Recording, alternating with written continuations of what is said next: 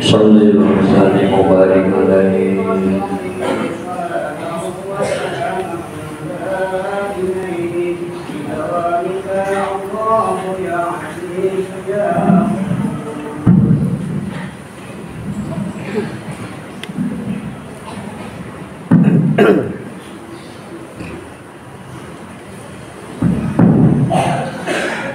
Assalamualaikum warahmatullahi wabarakatuh.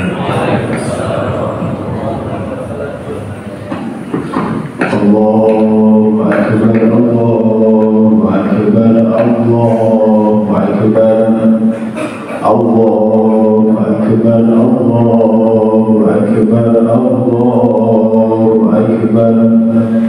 Allahu akbar, Allahu akbar, Allahu akbar, Allahu akbar. La ilaha illallah, wallahu akbar, Allahu akbar, walillahil hamd. Alhamdulillah, nahmaduhu wa nasta'inuhu wa nastaghfiruh. ونعوذ بالله من شرور أنفسنا وسيئات أعمالنا من يهده الله فلا مضل له ومن يضلل فلا هادي له أشهد أن لا إله إلا الله وحده لا شريك له وأشهد أن محمدا عبده ورسوله اللهم صل وسلم وبارك على سيدنا محمد هذا الرسول الكريم وعلى آله وأصحابه أجمعين. أما بعد فيا عباد الله أوصيكم ونفسي بتقوى الله فقد فاز المتقون. Ma'asyiral muslimin rahimakumullah. Alhamdulillahirabbil alamin. Kita selalu panjatkan puja dan puji syukur kepada Allah Subhanahu wa taala karena atas segala nikmat dan karunia-Nya sehingga kita semua dapat melaksanakan salat Idul Adha pada hari ini. Tentunya ada banyak nikmat yang setiap hari kita dapatkan dari Allah Subhanahu wa taala. Namun ada pokok nikmat tiga yang sehingga pada hari ini kita diberikan kekuatan untuk bisa hadir bersimpuh pada Allah Subhanahu wa taala di majlis di masjid di lingkungan yang berbahagia ini. Kaum muslimin rahimakumullah, selama nikmat iman masih ada pada hati dan jiwa kita, selama kita masih bisa diberikan kesehatan oleh Allah, selama kita diberi kesempatan dan punya kemauan untuk menjalankan ibadah kepada Allah, selama itu pula kita akan bisa meraih pahala, meraih kebaikan, meraih apa yang kita inginkan dari Allah Subhanahu wa taala. Allahumma amin ya rabbal alamin. Kaum muslimin muslimat rahimakumullah, dalam menjalani hidup manusia tentu dituntut adanya semangat di dalam beribadah, semangat di dalam berjuang, semangat di dalam pengorbanan, bahkan pengorbanan yang harus kita korbankan pada saat-saat tertentu bukan hanya sebagian harta saja, bukan hanya waktu dan tenaga kita saja, juga bukan hanya pikiran dan pikiran kita saja, tapi dulu dalam sejarah perjalanan Nabi Agung Muhammad SAW, beliau berjuang membela menyiarkan agama Allah Subhanahu wa taala, harus berperang dengan kaum musyrikin, harus angkat senjata, bahkan harus berjatuhan korban. Kaum muslimin rahimakumullah, pada hari ini kita bisa mudah melaksanakan ibadah, tidak perlu ragu, tidak perlu takut, bahkan di dalam pelaksanaan pada hari ini yang 2 tahun kita baru saja ditimpa musibah. Alhamdulillah pada hari ini kita sudah bisa melaksanakan ibadah dengan baik seperti tahun-tahun sebelumnya, tanpa harus menjaga jarak, tanpa harus banyak menggunakan protokol kesehatan.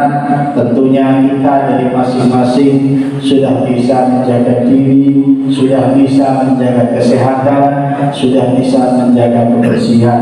Latihan kita menjaga kebersihan dan kesehatan sudah lebih dari 2 tahun, sehingga hari-hari kita akan datang adalah bisa menjaga diri secara mandiri, walaupun tidak dengan aturan protokol. Kita sudah bisa menjalankan secara mandiri. Mudah-mudahan kita semua terbebas dari segala bahaya, dan utamanya dari penyakit COVID dan saudara-saudaranya yang baru saja menghantui dan datang di tengah kita 2 tahun yang lalu. Kaum muslimin muslimat rahimakumullah, kisah salah satu kekasih Allah Nabi Ibrahim alaihissalam syarat akan pesan-pesan moral di mana Nabi Ibrahim alaihissalam diperintahkan oleh Allah untuk menyembelih putranya Nabi Ismail alaihissalam. Nabi Ibrahim alaihissalam di dalam perjalanan rumah tangganya dalam waktu yang cukup lama beristrikan Sarah, belum diberikan Allah, belum dikaruniakan oleh Allah Ta'ala. Lanjut Nabi Ibrahim diberitakan menikah lagi dengan Dewi Hajar, dikaruniakan Allah putra seorang yang gagah, yaitu Nabi Ismail alaihissalam. Ini dalam perjalanan baru saja Nabi Ismail lahir, Allah Ta'ala memerintahkan Nabi Ismail untuk diungsikan, ditaruh di padang pasir, di tempat pegunungan, di tempat yang sangat tandus, yaitu daerah Makkahul Mukarramah. Di sana Nabi Ibrahim diperintahkan oleh Allah untuk mengantarkan putra dan ibunya dari putra tersebut, yakni Dewi Hajar, untuk ditinggal berpisah dengan bapaknya Nabi Ibrahim alaihissalam. Anak masih kecil, baru saja lahir, yang kelahirannya sudah ditunggu lama. Bahkan saat menikah Nabi Ibrahim pada waktu itu sudah usia 80 tahun, karena memang usia orang pada saat itu lebih panjang. Nabi Ismail dirawat oleh ibunya di tengah padang yang tandus, di mana di sana hampir belum ada kehidupan. Di sekitar yang terdekat ada kehidupan, tapi masih jauh. Benar-benar sendiri ditinggalkan untuk bermunajat kepada Allah, untuk menjauhkan diri dari keramaian, agar fokus konsentrasi ibadah kepada Allah, mendidik putranya yang bernama Ismail. Lantas Nabi Ismail ini besar sampai pada usia menjelang akhir balik, usia akhir balik, di mana seorang tua pada zaman itu anak laki-laki adalah kebanggaannya.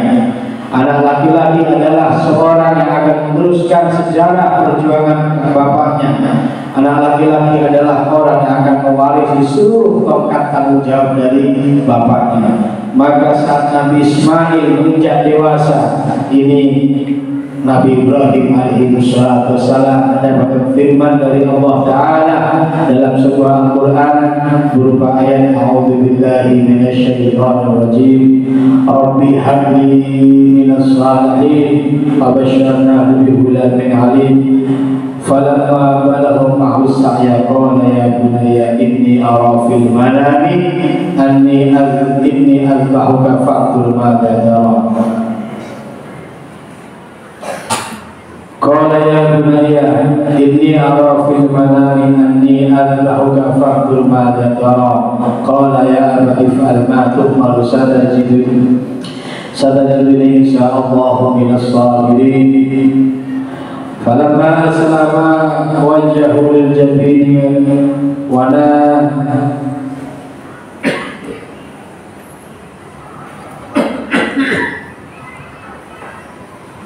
qala ya abati if'al ma tu'mar satajiduni insyaallahu minas sabirin. Ayat tersebut yang artinya kurang lebih, suatu saat Nabi Ibrahim berdoa, ya Tuhanku, anugerahlah kepadaku seorang anak yang termasuk orang-orang yang soleh. Selanjutnya Allah, maka kami beri dia kabar gembira dengan seorang anak yang amat santun. Maka tatkala anak itu sampai pada umur remaja, berusaha bersama-sama Ibrahim berkata, wahai anakku, sesungguhnya aku melihat dalam mimpi bahwa aku menyembelihmu, maka pikirkanlah bagaimana pendapatmu. Nabi Ismail menjawab, wahai bapakku, kerjakanlah apa yang diperintahkan kepadamu, insya Allah kamu akan mendapati termasuk orang-orang yang sabar. Pada saat itu di mana Nabi Ibrahim baru saja bertemu dengan putranya, namun bertemu yang sudah berpisah jauh hanyalah untuk menyampaikan amanah Allah, hanyalah untuk menyampaikan wahyu Allah yang datang melalui mimpinya. Apa wahyu dan perintah Allah tersebut adalah menyembelih putranya Nabi Ismail. Nabi Ibrahim berkata kepada Ismail bahwa suatu malam saya mendapatkan wahyu melalui mimpi untuk menyembelihmu wahai anakku. Lantas apa yang disampaikan kepada anaknya? Ya wahai bapakku, kalau memang itu sudah perintah Allah, saya menerimanya dengan ikhlas. Lakukanlah apa yang memang menjadi perintah Allah Subhanahu wa ta'ala. Ini memang begitu dari keluarga yang soleh, anak yang soleh, ibu yang solehah. Mudah-mudahan uswah yang disampaikan, yang dilakukan oleh Nabi Ibrahim bisa menjadi contoh kepada kita untuk belajar mengorbankan apa yang kita miliki, mengorbankan apa yang menjadi kesenangan dan kebanggaan kita.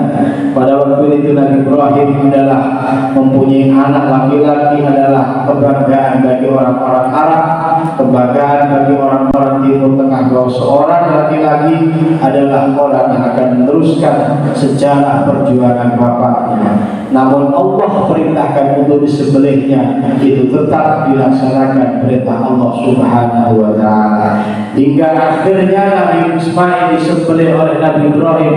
Namun tatkala disembelih, Allah menggantikannya dengan kambing kibas sebagai ganti atas tunduk dan taatnya Nabi Ibrahim serta putranya serta ibunya Bibi Hajar yang merelakan putranya untuk disembelih bapaknya atas perintah Allah Subhanahu wa ta'ala.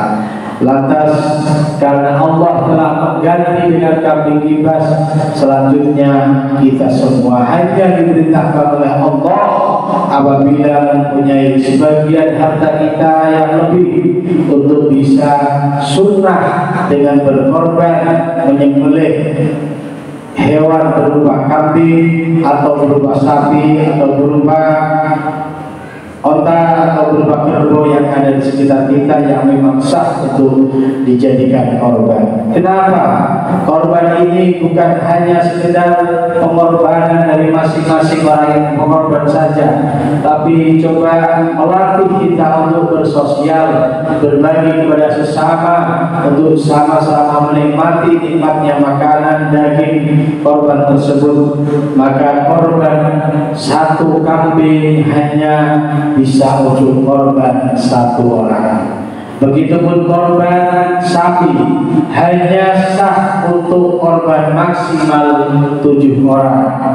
Adapun pahala korban mau kambing satu mau sapi satu, kalau diniatkan pahalanya untuk seluruh anak cucunya, untuk seluruh warga desanya, itu sah.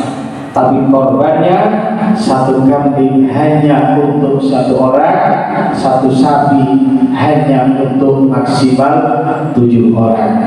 Kaum muslimin rahimakumullah, berbahagialah yang pada hari ini Allah beri rezeki, beri kemampuan untuk berkorban dalam rangka mendekatkan diri kepada Allah, dalam rangka mengharap ridha Allah Subhanahu wa ta'ala, sehingga harapan daripada kita mempersembahkan sebagian harta kita di jalan Allah menjadikan pundi-pundi amal kepada kita yang akan kita raih pada saat kita nanti berhadap sholat kepada Allah Subhanahu wa ta'ala.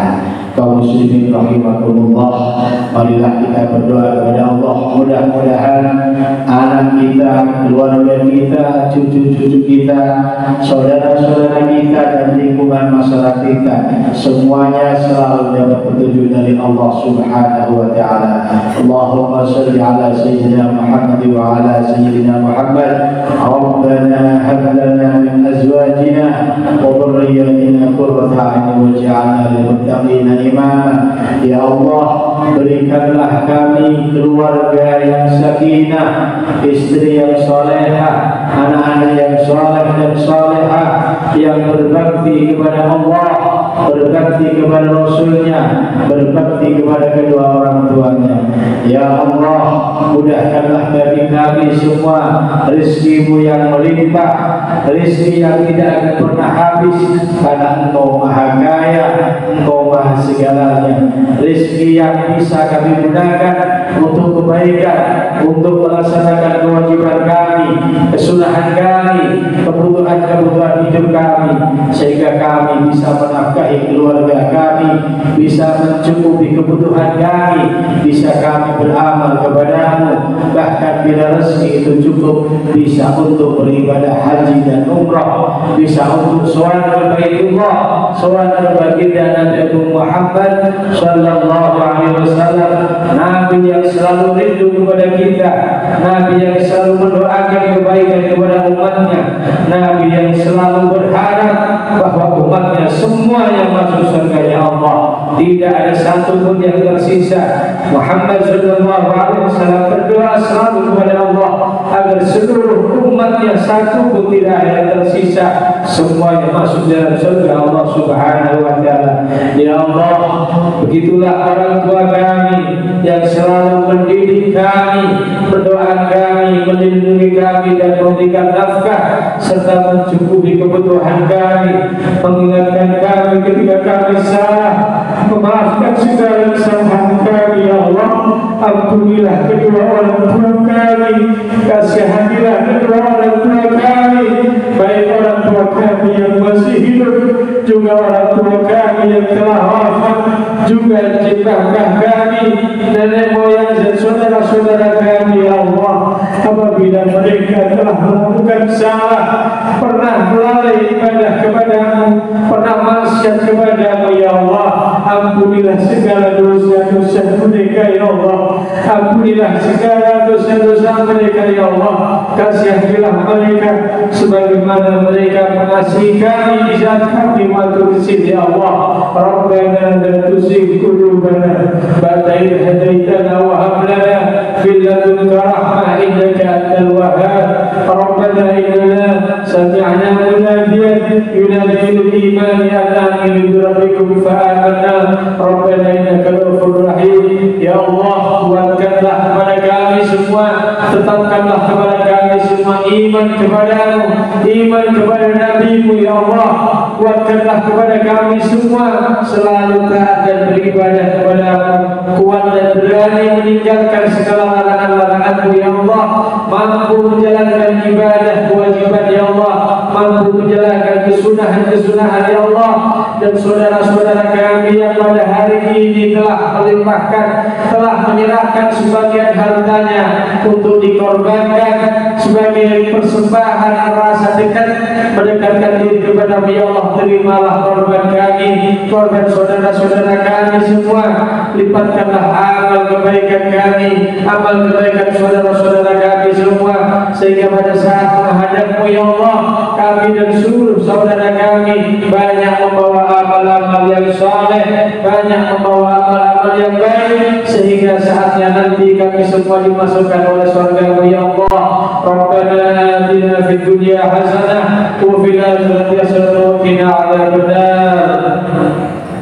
Barakallahu li wa lakum fil Qur'anil azim wa nafa'ani wa iyyakum bima fihi min ayati wa dhikrin wa takabbalallahu minni wa minkum tilawatahu innahu was-sami'ul 'alim.